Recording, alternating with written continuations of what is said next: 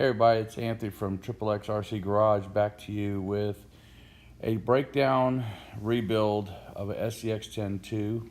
We're going to be taking a Brazen chassis and we're going to take this truck apart and we're going to put it back together with the Brazen chassis, which is a carbon fiber chassis.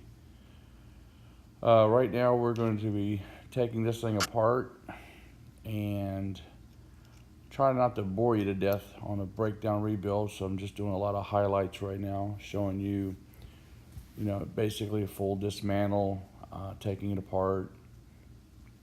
I had to remove all the chassis screws because basically I got to take this thing completely apart. So right now I am trying to get all the chassis loose and basically got the motor plate out, and you're going to see in a minute here where I'm going to have it all set up ready for the new chassis.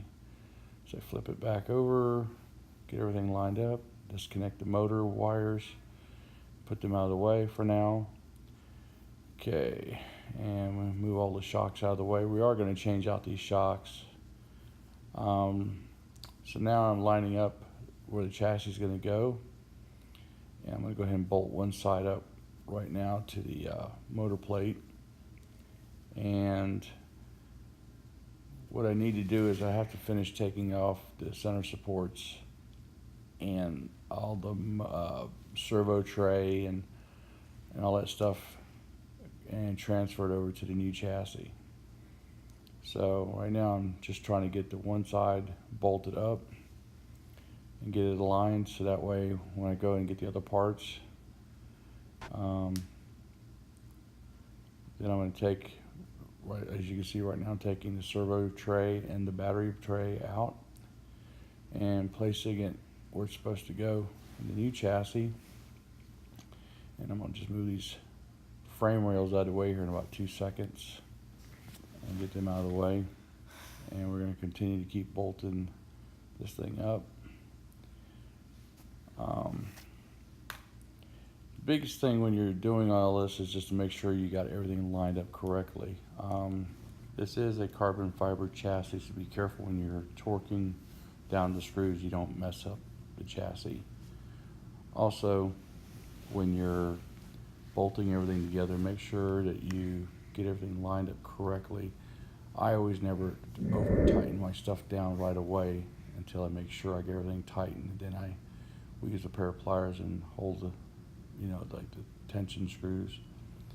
So now, got this all together here. Now we're getting ready to, gonna get ready to finish